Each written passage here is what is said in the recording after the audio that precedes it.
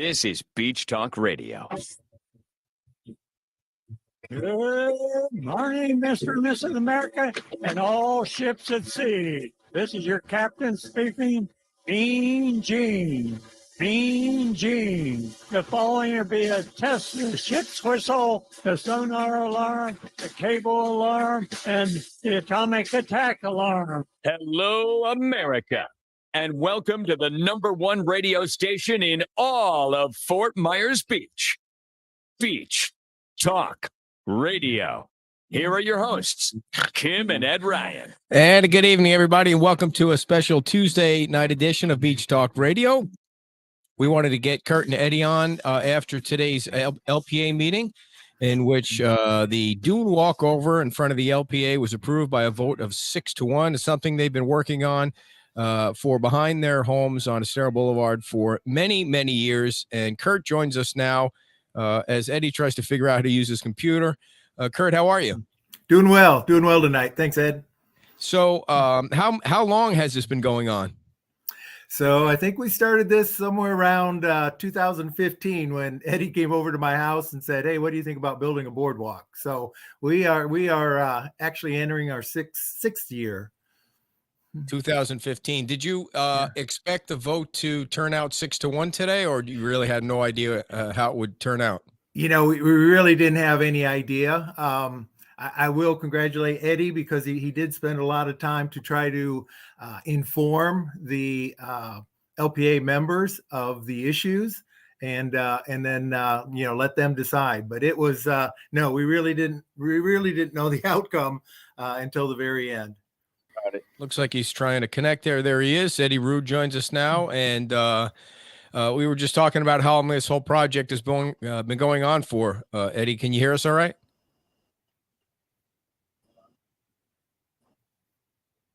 All right. Apparently, he's still a little technically challenged from wherever he is. So we'll just keep trying to connect with him. I know this hasn't been a cheap project for both of you. I mean, can you don't have to answer this, of course, but I'm guessing you spent a lot of money on attorneys and other things and to get as far as you got. Absolutely. You know, it's over $100,000 and I think the town has spent, the same. And so it's not pretty. Attorneys are expensive, but at the same time, there's legal, there's protection of your rights. And I think that's really where I stood. That was my conversation today. And so it was important to me and important to follow through. Yeah. And if anyone has any questions about what we're talking about, you can type them in the chat box there. But I wanted to throw a picture up here, Kurt, and see if I could kind of get you to explain to people what they see here and where your houses are. Sure. If you can kind of look to the right side of the picture, you'll see Eddie's house, which is a larger yellow Spanish style house, and next to his lower in the picture would be mine. And so the boardwalk, if you really split those two properties down the middle, the boardwalk will start at basically where the lagoon starts, and then it'll walk or carry over to that center section, continue on, and basically terminates at that thumb. So it's kind of going from right to left on your screen. So Kurt, we see now. Eddie, can you hear us? I see a picture of you. I might have to just call you on your phone to see how that works, so we can get you involved in the conversation. So, Kurt, if we look out from Eddie's house, the yellow house, there's we see water, and then we see some land, and then a little bit of water, and then some more land. Can you kind of give us an idea of where the boardwalk will be going? Sure. Like if you see Eddie's house there on the right, if you go directly to the left side of the picture, actually it's facing south. We face to the Gulf, but you have to go down that open sand area to where the mangroves are next to that lagoon, and that's where the walkover would start. Okay. Okay. And Okay. so it would then cut that lagoon in half and go across to the next string of sand. And it would continue on, and you would right to the left side of your picture. I call it a thumb, but it's you can kind of see where the lagoon is hand shaped or whatever, and there's sand and mangroves that are sticking into that lagoon, and the end point would be somewhere on that thumb. And what's the total length of the boardwalk going to be? Currently, the total length is 298 feet, 5 feet wide. And as I said, the end point, and which was mentioned at the meeting today, the end point is actually decided by a field representative of the Florida Department of Environmental Protection. So as of now, our drawings state 298 feet. Okay. I don't know if this picture helps in any way or shows anything different, but so if we recount from the right side, 1, 2, 3, 4, 5. How many houses over is Eddie? And I know yours isn't there now, so this is probably not an accurate drawing. I feel like the best description is the bright yellow house in the center of the in the center of the picture. Gotcha. And then my house is directly what's left of it. My house is directly to the right of Eddie's. So those two there in the middle, they have a cleared sand backyard, and then they have some mangroves at the end, right before the lagoon. Gotcha. Let's give him, Eddie. Can you hear us now? All right. So what I've tried to do is get him to call. I can put him on the phone, and we can do it the old-fashioned way, and still get That'd his thoughts in here. So, when do you think this will go to the town council? There hadn't been a decision on it. We would like it to be the next council meeting, but we also have a lot of work to do. If you recall, the approval from the LPA did have some conditions on it, and we need to pull those. We need to pull those documents together and get them prepared for the town council meeting. Can you hear us? Can you hear us at all, Eddie? I can hear you now. I had to. All right. The internet connection is too slow. I had to go to the phone and use the. Okay, no need to explain. We could figure that out when we saw that you weren't able to connect. So is there? Maybe you heard some of. Did you want to add how much money that you spent on this whole project so far? I don't know. Probably around 100,000 or so, somewhere in the neighborhood. You're telling me that you only spent $100,000 in lawyers' fees in all the years that you've been trying to get this through? Oh, I haven't. I'm not sure. I haven't added it up. I don't know exactly. Okay. Did you guys get the sense at all that this thing with some of the folks at the town was personal rather than factual in any way? Oh, Ed. Yes, I do. Everything I think is personal. We all have our own opinions about things, and unfortunately, the emotions tend to cloud a lot of people's judgment, and it creates it creates an environment where you don't always get an approval or the okay to do something just simply based on the facts and nothing else. And one of the things today that I really, really appreciated, I watched this process unfold at this meeting, and the gentleman in this meeting, I say gentlemen, I'm sorry, the ladies and gentlemen in this meeting, they asked very concise questions. They were absolutely fact hunting, and I understood their concern about some of the questions and the information that they felt like should have been in the packet, but it was information that we weren't aware that we had to submit before coming to the meeting. Thank God we were prepared with all of the information that they were questioning wasn't in the packet. But the bottom line is common sense and the reasoning of factual information without emotion prevailed today. Okay, and so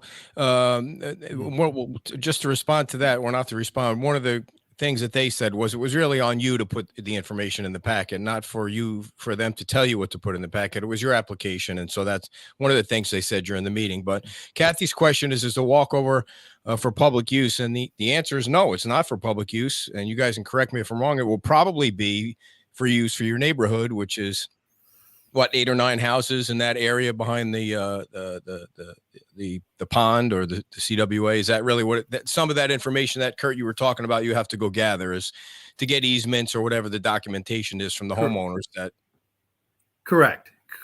And we didn't design it specifically for the neighborhood, but that was a request from the very first LPA meeting that we went into, and the thought process there. One of the fears was that if the LPA and the town approve one boardwalk, all the neighbors are going to start, asking for permits to their properties, and that's understandable. But our property, as our attorney Amy spelled out, the property is unique in the fact that the CWA really does stop the border. The eastern border stops in the middle of Eddie's yard and kind of veers off toward the Gulf.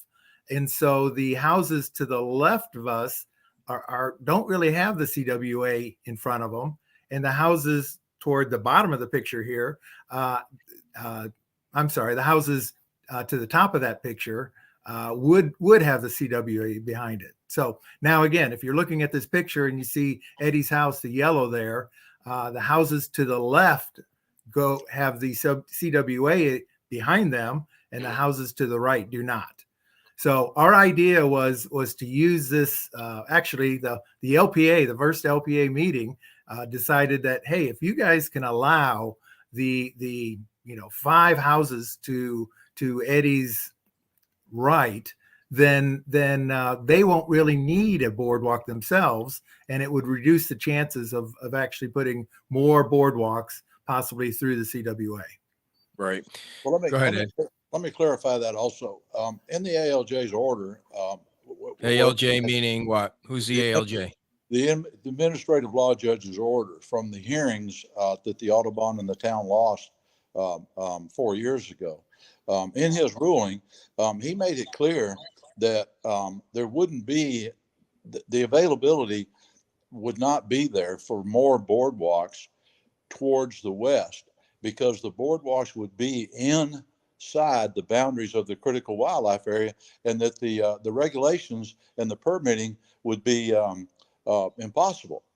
They do not allow foot traffic inside this critical wildlife area certain periods of the year, and so, I mean, they said that it was something that they couldn't be done, but what they said is the regulations and the permitting would be so severe that they doubted that anyone would ever be able to withstand the process. So that being said, there's not going to be any walkovers. There's not going to be any boardwalks to the west of us. There won't be any through the critical wildlife area.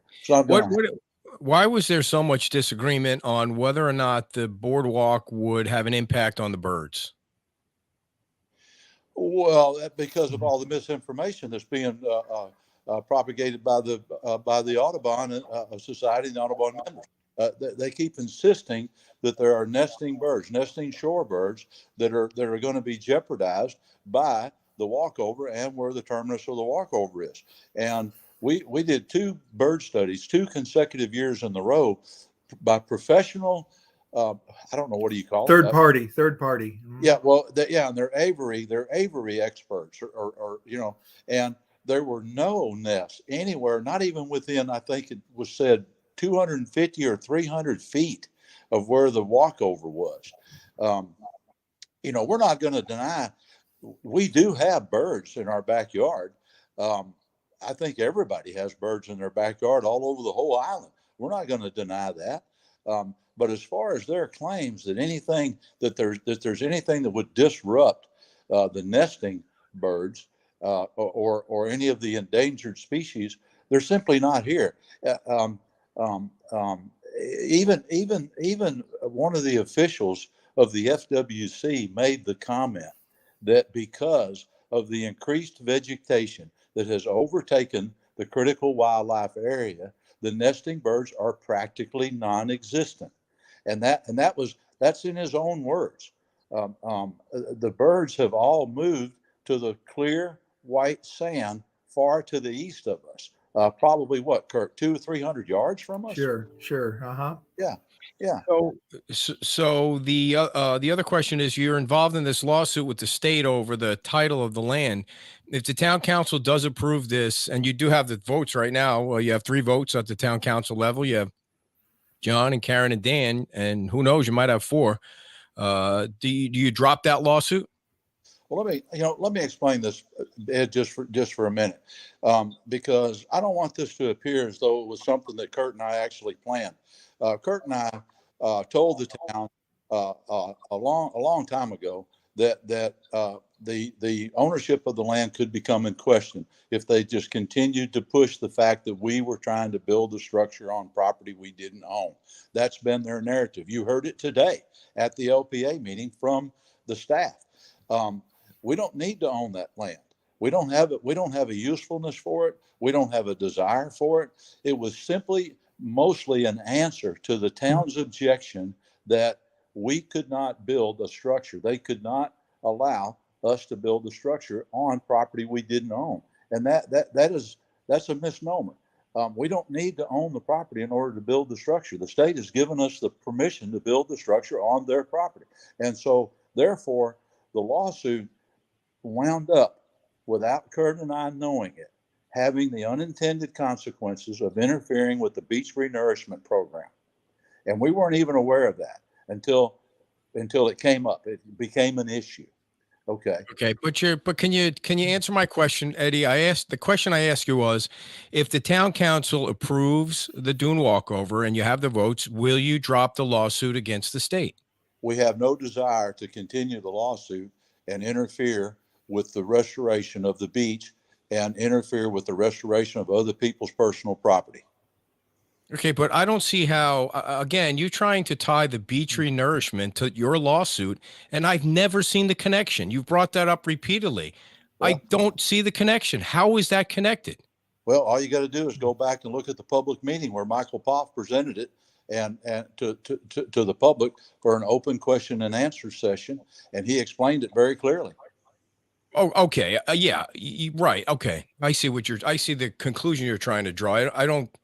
I think never mind. I don't even want to get into that part of it. So you'll drop the lawsuit. And the second thing is, will you guarantee that you will not file a Bert Harris lawsuit against the town of Fort Myers? Ed, you have to understand, if we have the walkover, then we're considered what is called a legal term that we're made whole by the walkover. Our access to the beach is restored. And so at that point, we have no choice. We don't have a Bert Harris lawsuit anymore. Okay. All right. So Kurt, what about, there was an argument today that because of something like a Hurricane Ian, those boardwalks could fly around and do damage to structures and people. What is the solution to something like that? Obviously, perfect question, Ed, and I'm really glad. That, ding, ding, ding, ding. I don't know. Yeah. It's a great question. but the whole idea of building this structure in the EC zone, the environmental critical zone. Okay, they don't allow buildings in the EC zone, but they do allow what's called minor structures. Minor structure is not the size of the structure. A minor structure is that it can blow apart. It can break apart should a hurricane come and hit it. The idea being is you don't want a structure that is going to actually start to change or form the shoreline or the dunes. You want it to blow apart. That's what a minor structure is. And that's the reason why they do allow minor structures to be built in the EC zone. Gotcha. So it will break apart if there's a big hurricane like that, but it's intended to do that. It's intended to do that. And that's the reason why you allow them to be built in the EC zone. Yeah. So you guys were mentioning the other conditions, the first condition being that the LPA, by the way, you guys did offer that back in the day before this got as far as it's gotten, to allow the neighbors to use your walk over there. I remember, if I remember right, it was a liability that you didn't want to get involved with if it was a public access that everybody would use, but you were always willing to allow the neighborhood to use that. And Sure. so that isn't really a condition that you have to work hard at, because it seems like everybody would love to have that available to them in your neighborhood.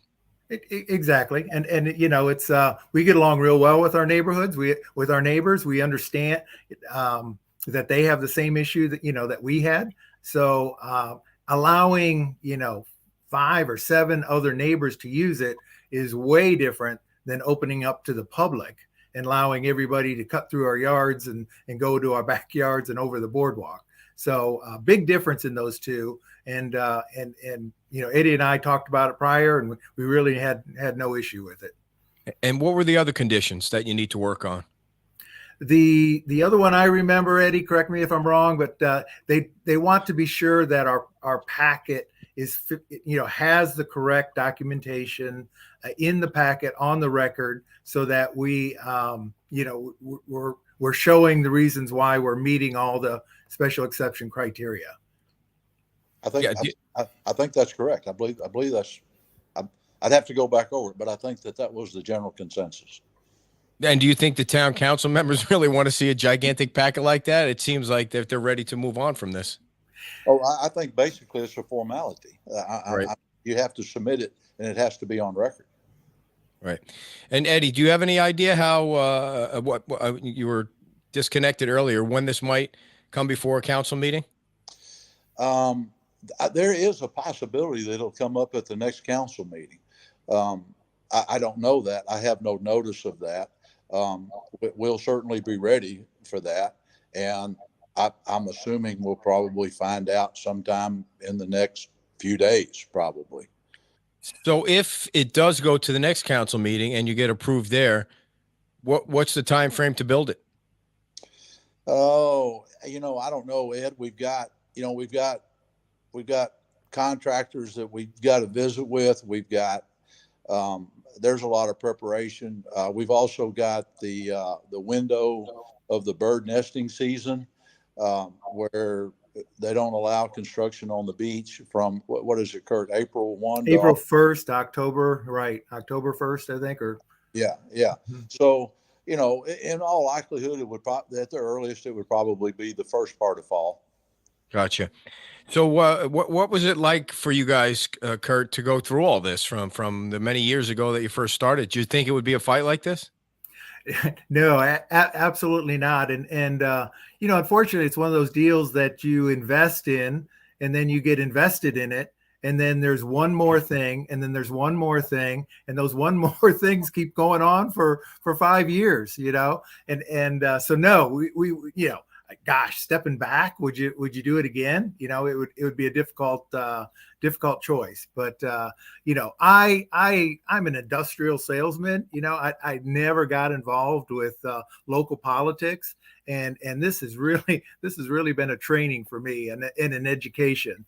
And so to learn how towns work and how state works and regulations, it's been a real eye opener. It's been positive. I mean, it's not a negative thing, and I actually kind of enjoyed the journey and learning a lot of how towns work.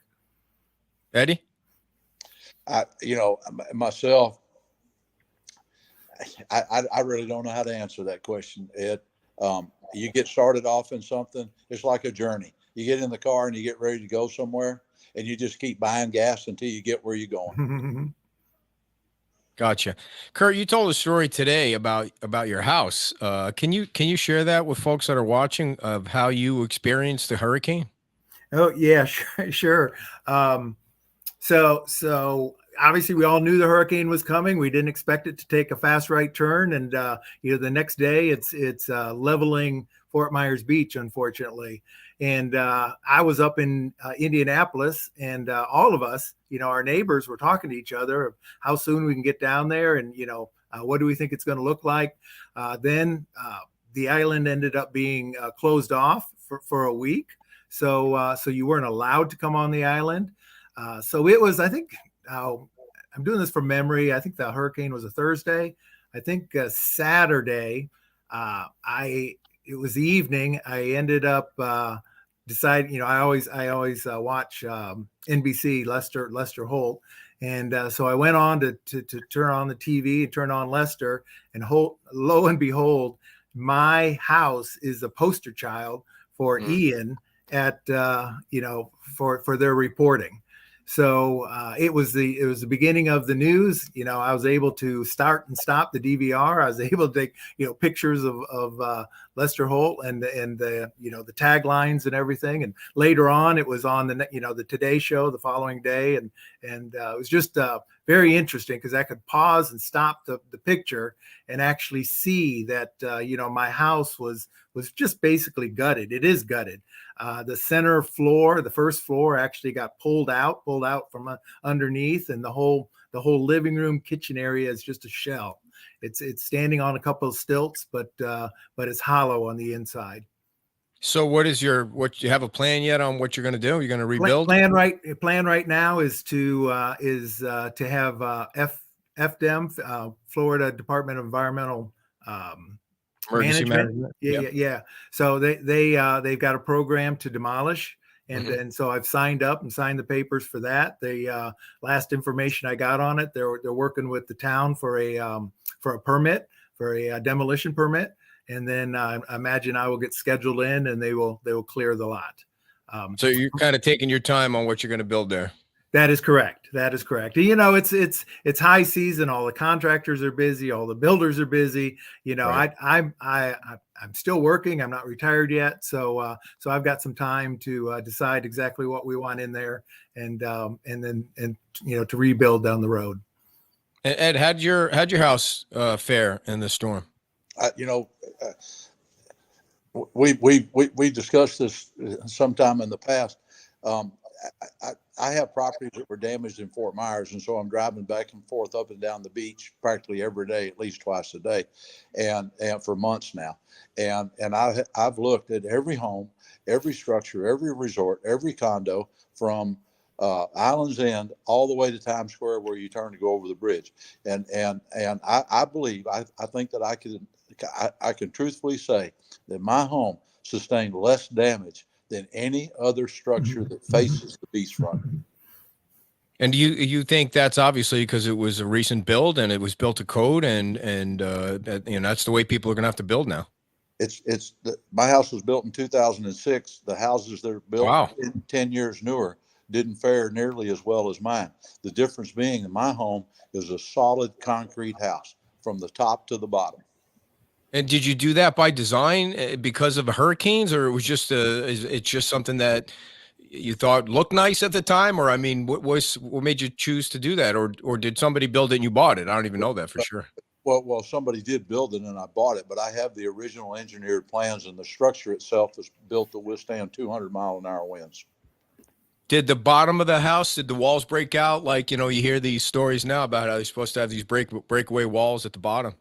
The rear wall of the house did break out, and then it pushed my garage doors out the front, but my side walls are intact. The rest of the structure is intact. My staircases are intact, my driveway, all my pavers, everything.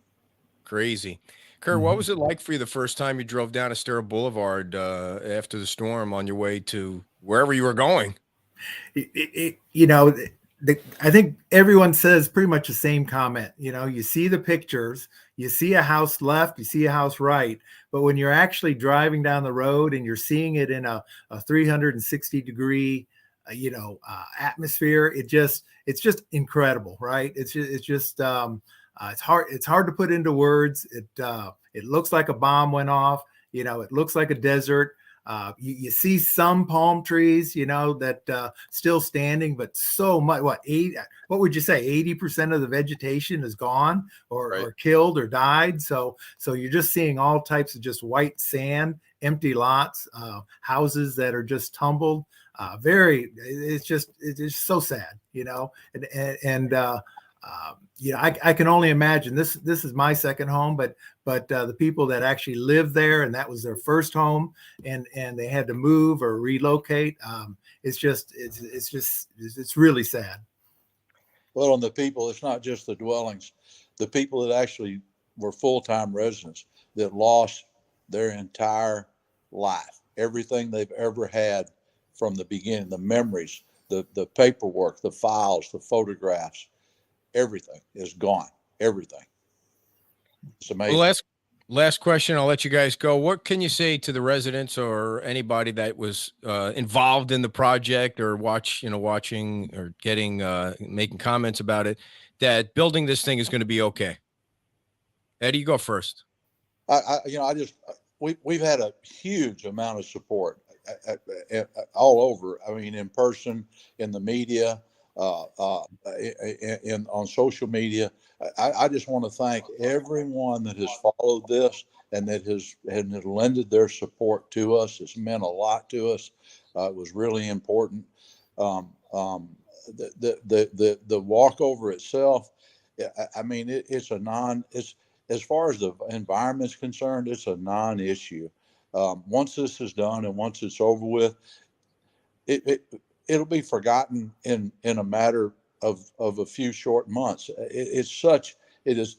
I said today at the meeting, it is such an insignificant issue that I don't understand why we're still here battling this issue. It makes no sense. It's made no sense at all this whole time. Kurt? Kind of the same answer. A lot of it is education. I didn't even know some of the laws that were, the state laws, the state statutes, and then how they relate to town ordinances and on down the line. So when I was, when we were first rejected on this, the question was always why. And the reasons that we were being rejected for weren't reasons within the code, and they weren't reasons by the Florida Department of Environmental Protection. DEP, they promote boardwalks, and Eddie and I know that there's boardwalks all up and down Florida coasts. Mm-hmm. And there's boardwalks through Audubon sanctuaries. And so why was ours being rejected? And it was on our land. And if it's not on our land, it's on state land. Well, then the state was approving it and they were giving us our permits. So we did not understand why there was a fight and why it was being objected to. I just still go back and I feel the real reason is if they let one boardwalk be built, then others will follow. So the fear was to let the first one be permitted. And so everything was all efforts were put into to stop our boardwalk. Well, and obviously a big part of that is small town politics. When you have enough people on your side, no matter how big that group is, and you have enough votes, there's just nothing you can do about it. And that's correct. The way it was before the last election. You just didn't have enough votes, and now clearly you do have enough votes, and sometimes it just takes an election, I guess. Exactly. Sure, it was an expensive election for you guys, though. And I don't mean that on the election. I just mean getting to that point. So exactly. You look like you're getting ready to jump in there. Well, I want to make one comment. Go ahead, Kurt. Before I jump off here, before we end, I want to give a shout out to my wife, Mary Kroemer, who's back in Indianapolis, Indiana, alone on Valentine's Day. And I'm down here promoting boardwalks. And so I just wanted to give her a quick shout out. No worries at all. Go ahead, Eddie. I just the one thing that I want to say, Ed, that you just touched on. I was so impressed and with the professionalism of the board today that I stood before. It had nothing to do with the election. These people are appointed people, and the way that they conducted themselves, the way they handled the meeting, the questions that they asked, and how they listened to the factual information, that's the way things are supposed to be run. It's not supposed to be about who your friends are, who's trying to talk you into doing what, or emotions.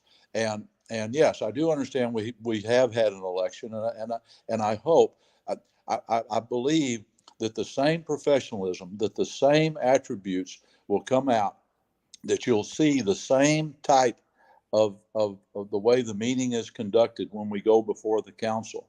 And that's the way, that's progress. That is the way a community moves forward, when you have a sense of fairness, regardless of the emotion, regardless of who your friends are, or even sometimes regardless of what your own opinion is, when you know that something is right.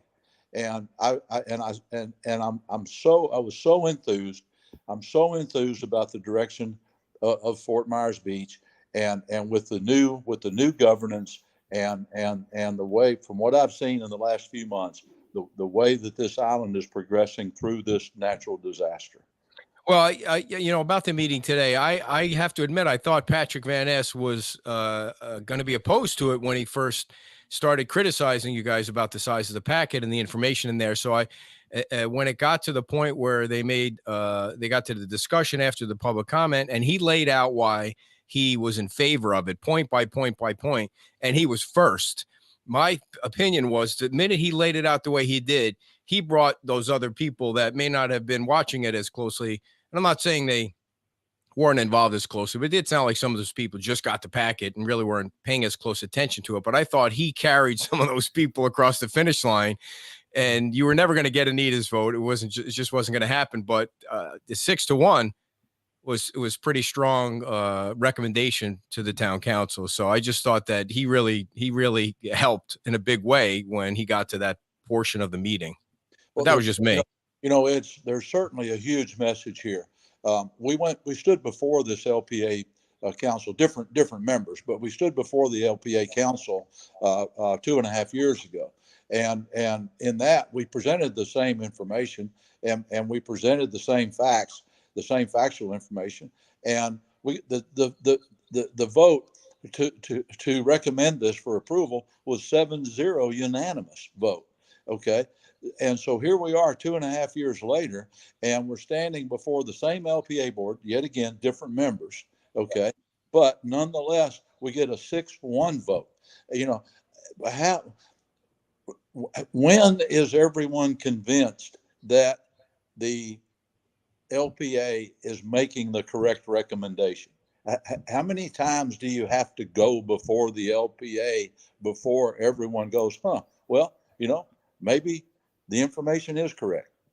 How did you get this back on the agenda? Did you have to ask the new interim town manager to put it on there, or you knew you had the votes at the town council? What was the process for you to be able to get it back in front of the LPA? Because if you had the previous town manager, I don't think you would have got it on an agenda right now. Oh, I don't disagree with that, because he was so opposed, to this, and fought it every inch of the way. But the simple answer is over 12 months had went by, according to the town code. After 12 months, if you want to go back before the council, you've got to go back before the LPA. And so we felt like that we had what we needed in order to go before council. Well, the first step is going to the LPA. We submitted our application on September the 23rd, a week before the hurricane. But nonetheless, we should have still been in line. We were still in line, and so our time, our position before the LPA came up, and I don't know that it was any. I don't know that there was any wrangling involved, or we got an email that said, you can be on the 14th of February, the 14th of March. We felt like we were prepared. We said we'd do it on the 14th of February. And we would have been prepared. That's another problem with this, which was discussed in the meeting. I think you watched it. Kurt received an email from Jason Green on February the 11th at 5:15 p.m. These items are all deficient. We don't have all this information. It was dated February 3rd. So he sat on it a week before he sent it to us. Had he sent it to us on the 3rd, we would have had a comfortable time frame to have gathered this information up. Kurt and I literally have been up all weekend working all hours of the night and day, contacting everyone we could contact to satisfy the deficiencies that Jason Green labeled in his email on last Friday on the 11th at 5:45. And we didn't have time to submit it back to him for his review. So we didn't have a choice but to go forward this morning and present that information directly to the LPA members. Well, it's clear he was opposed to it. I mean, he made that presentation, that 30-minute presentation today that said you guys didn't meet whatever that you needed to meet in order for it to be approved. It wouldn't have mattered. I mean, the town council was going to vote for it. So today's meeting, while nice to get a 6-1 vote, it wouldn't have mattered. You would have got the vote 3-2, no matter, or maybe even 4-1 when it went before the town council. The town council has voted opposite of the LPA before. Well, you're an example of it. They did it in your case. So yeah, but you don't know, Ed. You don't know that we have the vote. You don't know any. I do know. No, I do know. No, and so the message, we still need a powerful message. We needed a powerful message today. We need to have the weight behind us moving forward. All right. Any final thoughts before I let Kurt go and call his wife and wish her happy Valentine's? I'm going to tell my wife the same thing. Happy Valentine's Day, baby. And all right. Apologize. Thank you, guys. You're there. Congratulations, and we'll talk to you soon. I appreciate it. Appreciate your input, Ed. Bye. Yep. Kurt and Eddie, they're going to get their dune walkover when the town council meets in a few weeks or maybe next month. And we'll be back again, folks, on Friday night for another show at Mangaritas, and then Saturday morning at Wahoo Willie's. And as you can see behind me, we're fully stocked in extra large and 2 extra large and 3 extra large and 4 extra large. We don't have large, though. We're out of large. So if you're interested in a hoodie, just let me know. These nice coffee cups, too. Not here to sell anything. Thanks to Eddie and Kurt for coming on, and we'll be back on Friday night. Bye-bye.